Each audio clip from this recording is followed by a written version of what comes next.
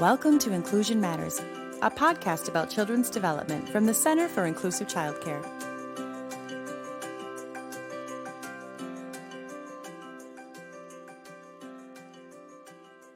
Welcome to Inclusion Matters, a podcast from the Center for Inclusive Childcare. I'm Priscilla Weigel, the Executive Director, and I'm here today with Joey Schoen, part 2 of our conversation on outdoor learning. She is the Assistant Director and also a classroom teacher at Dodge Nature Preschool in West St. Paul.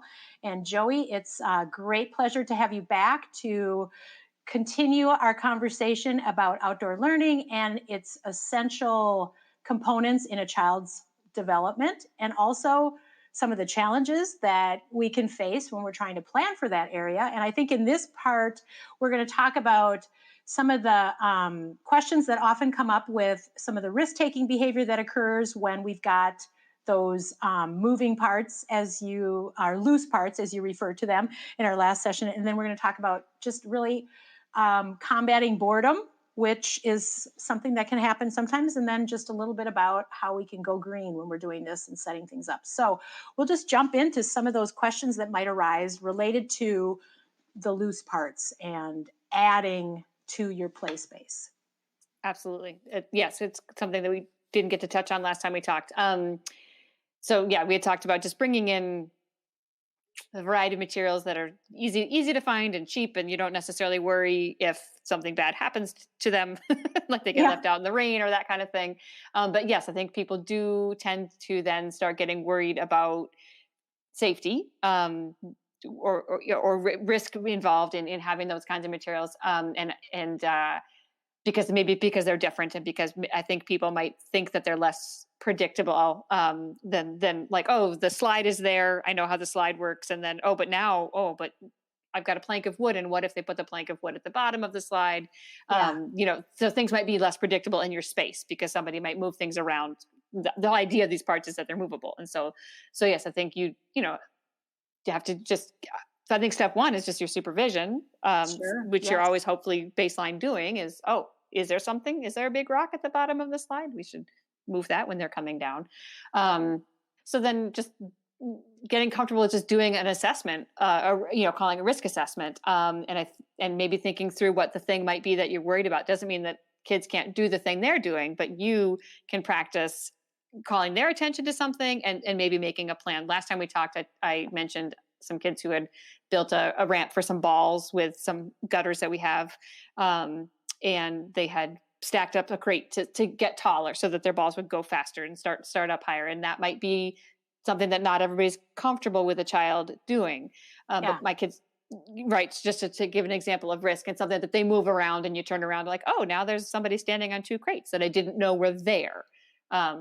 Just giving examples of something that might cause concerns for somebody. And so, but we've been practicing for a while, like, oh, are your crates, oh, wait, it looks wiggly. Go check the bottom. Is it stable? Oh, and they'd be like, yeah. And I'm like, okay, all right, get on, see how it feels, or maybe I'll have my hand there if you haven't stood on this before. Do you want my hand to balance? Oh, okay. How does it feel? And letting kids also be a partner in that risk assessment, right? Because they need to learn these things too. And so if it's wiggling underneath them and they're going to give you that look, oh, come on down. Let's figure out what's going on. Oh, it's not level.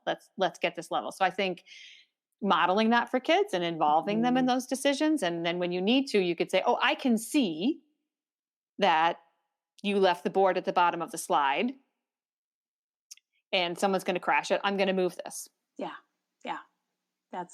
That's great. I love getting the kids involved. And it kind of links back to what we talked about in the first podcast too, about even connecting as a team. If you're going to talk through and plan your outdoor space and what's going to be out there that's going to be comfortable for everyone using it. So there's that communication piece. Well, you're also following that with your planning and risk assessment and understanding, because there may be folks that are on different points of the spectrum on comfort with a lot of that. So that's a huge part of it. Even here where I work, where people might say we're very comfortable with risk taking, we have a range of comfort levels. And so you do have to acknowledge that with people and have those conversations, and sometimes say, oh, yep, teacher so-and-so lets you do that. I'm not ready to do that today. Maybe when they come back, you can climb that, whatever. And that kind of thing, for sure. And the other thing I always want to try to say to people when I'm talking about this kind of thing is also like baby steps are good. You know, Yeah. if you're like, oh, I can't, well, where I'm not ready to climb 2 crates, you know, Yeah. that sounds way too scary for me. Well, maybe they could stand on 1 crate, or they don't even have to stand on a crate, whatever your comfort level is, because kids aren't going to be, if you're not comfortable, you know, you Yes. do have to be comfortable with what they're doing. So Yes. owning your own feelings about that, and just doing what you can, whatever little baby step. Because yes, if you do everything all at once, um, you know, that's not sustainable either. But yeah, Right. talking to your colleagues and, oh, did you guys know that you left all that there? And then the toddlers came out and your Yeah. 5-year-olds were fine with that, but the toddlers weren't. So what can we do to, you know, to balance those kinds of needs within a program? But I think that's a huge area that people need to discuss. And it's a great process to go through as a staff. I agree. If you have colleagues where you are. Yeah, that's great. Thank you for touching on that, because I think that's a real common theme for when people are really working toward this, and also boredom and changing things up, and how, so you feel, and for folks who are really making these adjustments for the first time, Hmm. there's a lot of work and thinking into it, and so it could be kind of tempting to just say, okay, it's set up, we're done, this is how it's always going to be. Hmm. But then there needs to be some adaptation and change, just because we're dealing with children who are spending large amounts of time in this space. So, Hmm. how do you address that? And what are some thoughts and ideas related to that? Couple of thoughts about that. One is, I mean, if you're thinking about it as your outdoor classroom, if you shift your thinking to when you're outside, now I'm in my outdoor classroom. Well, you wouldn't leave your classroom set up. I mean, you want predictable, right? There's the things that are probably, yes, always an element of your indoor space. But even within that, right, you're adding some variety, you're noticing new interests, you're taking things away when they're bored of them or done with them, or maybe bringing them back later. You know, this is what we're always doing as caregivers Right. and educators.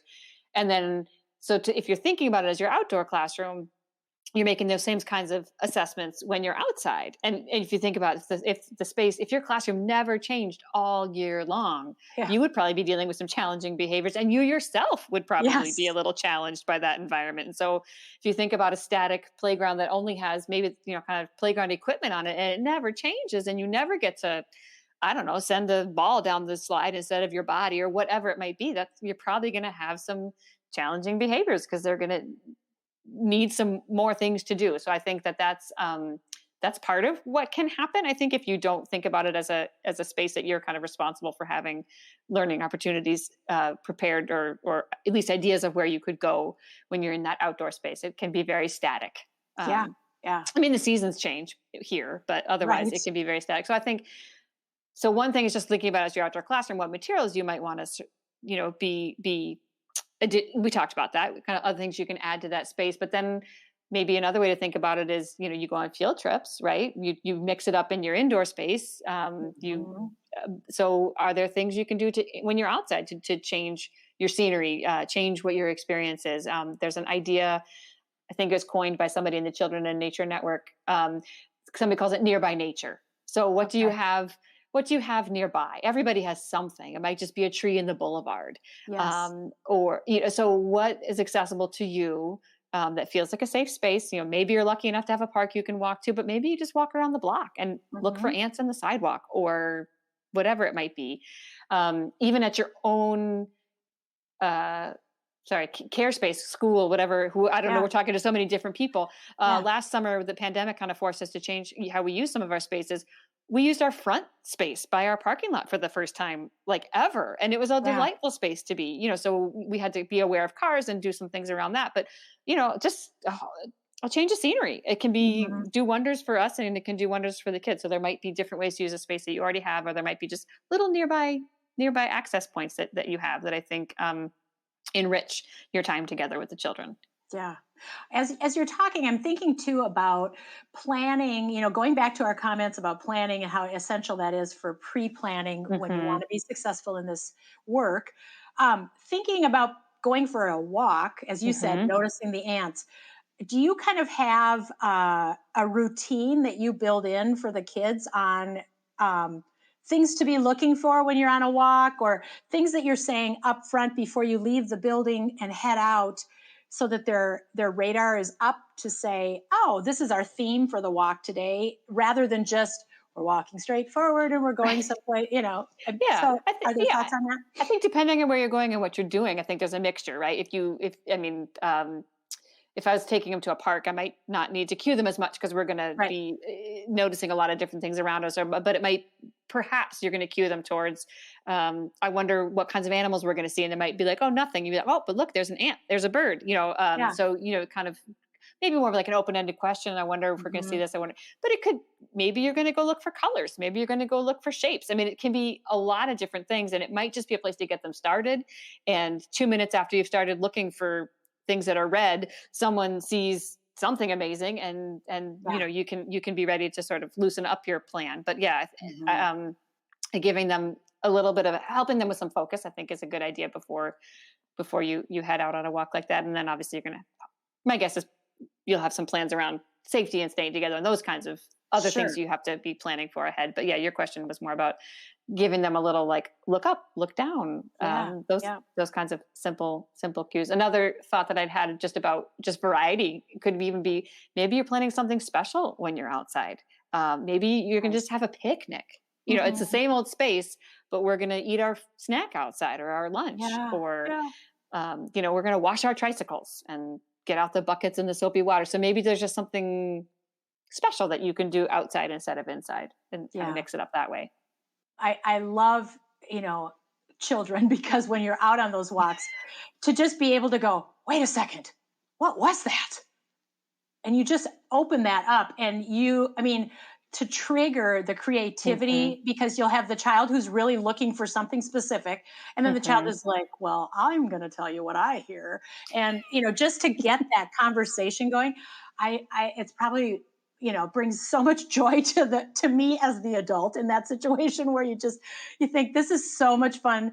That's one of the joys of working with kids, because all they need is one little prompt to open the door to their thinking. And it doesn't always have to be true. I mean, right? I walk in the woods a lot with kids, and they're pretty convinced that there might be dinosaurs, there might be bears. Yes. I don't want anyone to be scared who doesn't need to be, but why not? Why not? Why not? Yeah. I do. Yes, I think that the dinosaur slept there last night. That's probably whose footprint that is. Why not? It doesn't have to all be, it can be as creative as you want it to be. Yeah. I just love it. I love it. So now looking, in addition to some of the things to be thinking about, you've talked about going green when you're looking at this, and those natural spaces. And you kind of touched on it a little bit about, just what you just said recently, which now I've totally lost my brain. Oh my goodness, the nature nearby nature. Yeah. But just touch on that a little bit about going green, and what do you mean by that? Sure. Obviously it's a bit of a slogan, but again, I kind of referred to this when we talked last time. Research shows it's definitive. Green spaces are good for people. They're good for children. They're good for teachers. They're good for everyone. And so the more you can, even, they've seen even just a view out a window, someone's going to recover faster in the hospital. I mean, we know this is good for us as people. So any little way that you can increase the naturalness of your setting or nature in your setting, it's just going to be a benefit. I mean, and it doesn't have to, and so I kind of think what little way it could be. It could be a little pot of flowers. It could be a bird feeder. So it doesn't, I don't think you have to, it could be you get a grant and, rip up some concrete and put in something, so wherever people are motivated to try things is where they should take it. But I think that to also recognize that nature is all around. Somebody might, here I am, easy me to say, I do actually have a nature center where I am, and I'm definitely aware that that's a gift, but we all get the weather. There are animals that are in urban environments. So there's always going to be something that we can connect to, that's part of the more natural world. And then I always encourage people to connect with their passions. I mean, yes, maybe you don't love bugs and spiders, or so. I mean, that's okay, but maybe you do want to have a flower growing somewhere, or maybe you want to learn the name of all the birds that come to your feeder. So where do you, as the caregiver, have your little passion spark that you can model for the children? And again, I talked to this the first time that we met, like where you also then enjoy that time outside. Like maybe you're just as excited as the kids are to look at who's coming to that bird feeder. That's great. You know, you're modeling that passion for them and getting something kind of wonderful in your day, right? We should all be able to take advantage of these things. So yeah, whatever little way you can access it, it makes a huge difference. Yeah. And maybe there's ways to partner with your local community, partner with families. There's a lot of interest in this for obvious reasons, because it is good for people. So I think you could also find some extra support. I know there's some health and safety grants in the state of Minnesota that maybe you could tap into some of those for greening your schoolyard and those kinds of things. So Yeah. That's lovely. I love the reaching out to pulling in your community and getting people involved. And I think that it's positivity all the way around. You're building communication and setting. I think you said in the earlier podcast too about the baby steps, where you're saying that to kids. Really start with the crate down, or you're saying that to the other team members who are going, "I'm not ready for that."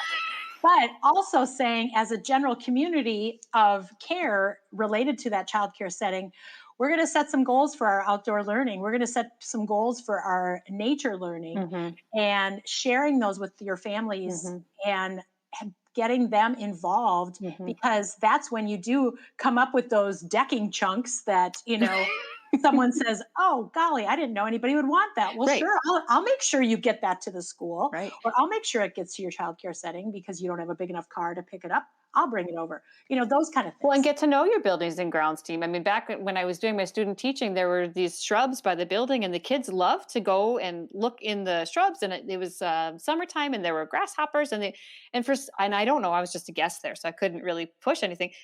They weren't allowed to go in. It was the green space was the space that they weren't allowed to go. And so maybe you have something that for some reason isn't accessible, and maybe you could discuss whether or not it could be more. I mean, I never knew why, but I just knew they weren't supposed to be in the green space. And I thought that was like, well, they're all over there because there's grasshoppers and they want to see them. And I have to tell them no. So, I know. And that creates a challenge on the part of the teacher and the children. And then, it takes you to that challenging behavior and all of those pieces.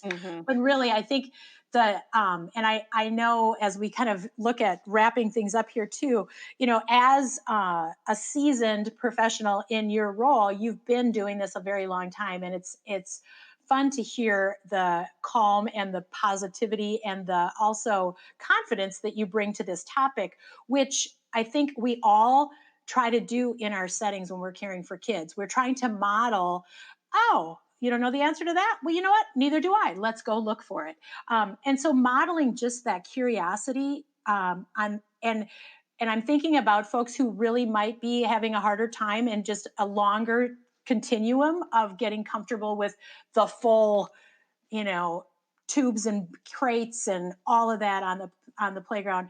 But starting with that goal, communicating that goal, getting families involved, really build success long term for children. And everything doesn't have to be perfect tomorrow. It really doesn't. And it's going to look different for everyone. I mean, I said the things that spark my passion, but everyone's going to, so I don't think it's a cookie cutter approach either. But I think if we all understand that it's good for all of us to be spending time outside. And so whatever way you can make your attitude about that feel, I think most people actually know that internally, but then however you can make that easier for the kids that you're with, I think it's going to be good for everyone.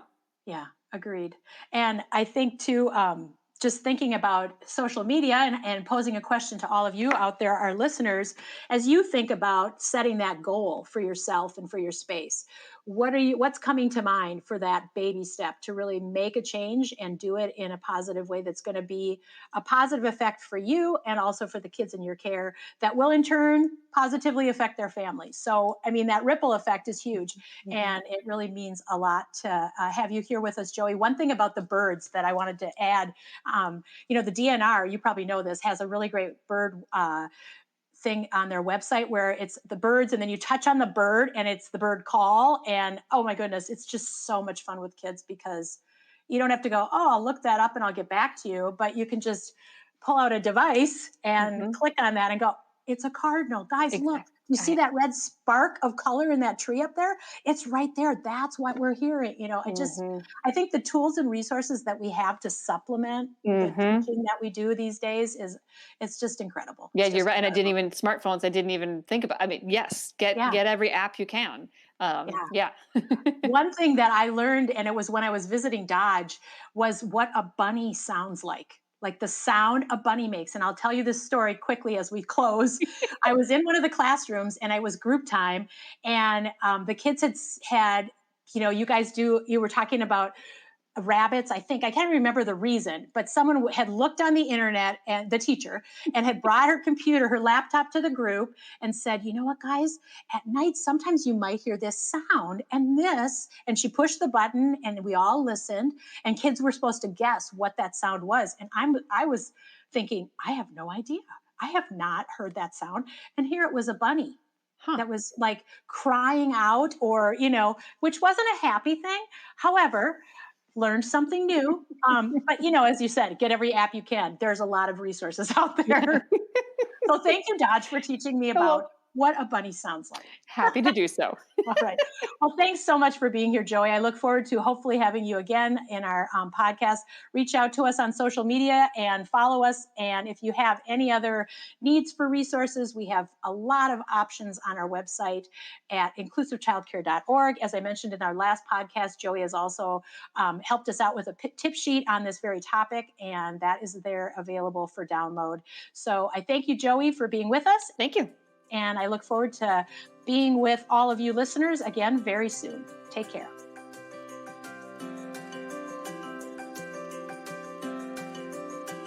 Thanks for listening. For more resources, visit us at inclusivechildcare.org.